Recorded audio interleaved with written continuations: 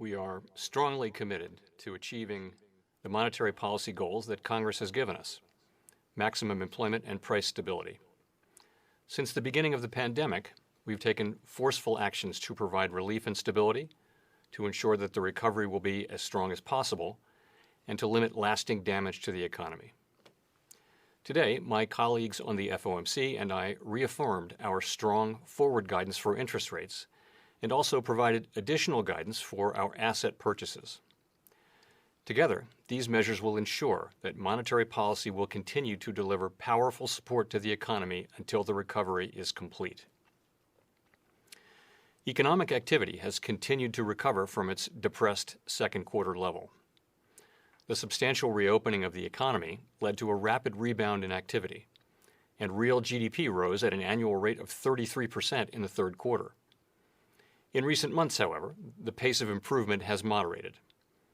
Household spending on goods, especially durable goods, has been strong and has moved above its pre-pandemic level.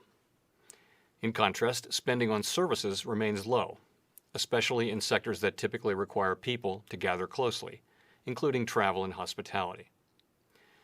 The overall rebound in household spending owes in part to federal stimulus payments and expanded unemployment benefits, which provided essential support to many families and individuals. The housing sector has fully recovered from the downturn, supported in part by low mortgage interest rates. Business investment has also picked up. The recovery has progressed more quickly than generally expected, and forecasts from FOMC participants for economic growth this year have been revised up since our September summary of economic projections. Even so, overall economic activity remains well below its level before the pandemic, and the path ahead remains highly uncertain. In the labor market, more than half of the 22 million jobs that were lost in March and April have been regained, as many people were able to return to work. As with overall economic activity, the pace of improvement in the labor market has moderated. Job growth slowed to 245,000 in November, and while the unemployment rate has continued to decline, it remains elevated at 6.7%. Participation in the labor market remains notably below pre-pandemic levels. Although there has been much progress in the labor market since the spring, we will not lose sight of the millions of Americans who remain out of work. Looking ahead, FOMC participants project the unemployment rate to continue to decline. The median projection is 5% at the end of next year and moves below 4% by 2023. The economic downturn has not fallen equally on all Americans, and those least able to shoulder the burden have been the hardest hit. In particular, the high level of joblessness has been especially severe for lower-wage workers in the service sector and for African Americans and Hispanics. The economic dislocation has upended many lives and created great uncertainty about the future. The pandemic has also left a significant imprint on inflation. Following large declines in the spring, consumer prices picked up over the summer, but have leveled out more recently. For those sectors that have been most adversely affected by the pandemic, prices remain particularly soft. Overall, on a 12-month basis, inflation remains below our 2% longer-run objective.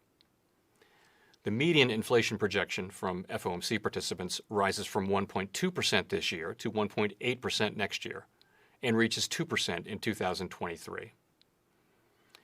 As we have emphasized throughout the pandemic, the outlook for the economy is extraordinarily uncertain and will depend in large part on the course of the virus. Recent news on vaccines has been very positive. However, significant challenges and uncertainties remain with regard to the timing, production, and distribution of vaccines, as well as their efficacy across different groups. It remains difficult to assess the timing and scope of the economic implications of these developments. The ongoing surge in new COVID-19 cases, both here in the United States and abroad, is particularly concerning, and the next few months are likely to be very challenging. All of us have a role to play in our nation's response to the pandemic. Following the advice of public health professionals to keep appropriate social distances and to wear masks in public will help get the economy back to full strength.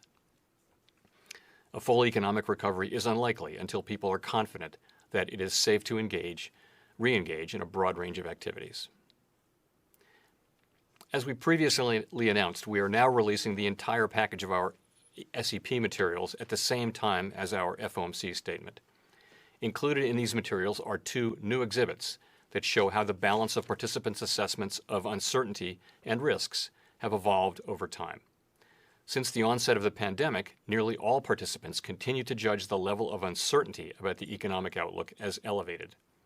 In terms of risks to the outlook, fewer participants see the balance of risks as weighted to the downside than in September.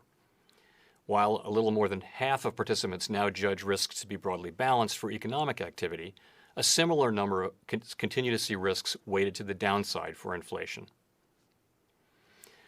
The Fed's response to this crisis has been guided by our mandate to promote maximum employment and stable prices for the American people, along with our responsibilities to promote the stability of the financial system.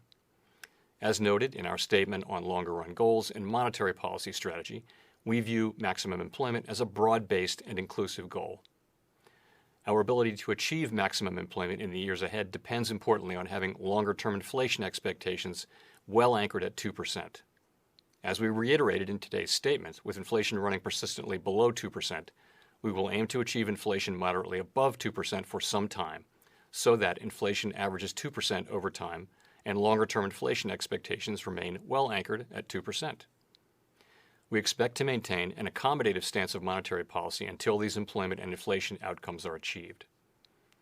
With regard to interest rates, we continue to expect it will be appropriate to maintain the current 0 to 1/4% target range for the federal funds rate until labor market conditions have reached levels consistent with the committee's assessment of maximum employment, and inflation has risen to 2% and is on track to moderately exceed 2% for some time.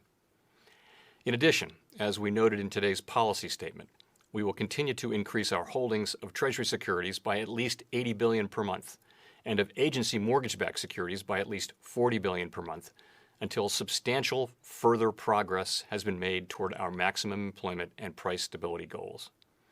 We believe the increase in our balance sheet this year has materially eased financial conditions and is providing substantial support to the economy.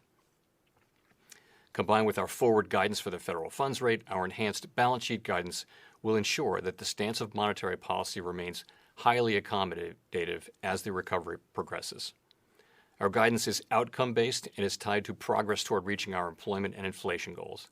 Thus, if progress toward our goals were to slow, the guidance would convey our intention to increase policy accommodation through a lower expected path of the federal funds rate and a higher expected path of the balance sheet. Overall, our interest rate and balance sheet tools are providing powerful support to the economy and will continue to do so. The Federal Reserve has also been taking broad and forceful actions to more directly support the flow of credit in the economy for households, for businesses large and small, and for state and local governments. Preserving the flow of credit is essential for mitigating damage to the economy and promoting a robust recovery. Many of our programs rely on emergency lending powers that require the support of the Treasury Department and are available only in very unusual circumstances, such as those we find ourselves in today. These programs serve as a backstop to key credit markets and have helped to restore the flow of credit from private lenders through normal channels. We have deployed these lending powers to an unprecedented extent, enabled in large part by financial backing and support from Congress and the Treasury. Although funds from the CARES Act will not be available to support new loans or new purchases of assets after December 31, the Treasury could authorize support for emerging lending facilities if needed through the Exchange Stabilization Fund. When the time comes, after the crisis has passed, we will put these emergency tools back in the box. As I have emphasized before, these are lending powers, not spending powers. The Fed cannot grant money to particular beneficiaries. We can only create programs or facilities with broad-based eligibility to make loans to solvent entities with the expectation that the loans will be repaid. Many borrowers are benefiting from these programs, as is the overall economy. But for many others, getting a loan that may be difficult to repay may not be the answer. In these cases, direct fiscal support may be needed. Elected officials have the power to tax and spend and to make decisions about where we, as a society, should direct our collective resources. The fiscal policy actions that have been taken thus far have made a critical difference to families, businesses, and communities across the country. Even so, the current economic downturn is the most severe of our lifetimes. It will take a while to get back to the levels of economic activity and employment that prevailed at the beginning of this year. and it may take continued support from both monetary and fiscal policy to achieve that. To conclude, we understand that our actions affect communities, families, and businesses across the country. Everything we do is in service to our public mission. We are committed to using our full range of tools to support the economy and to help assure that the recovery from this difficult period will be as robust as possible.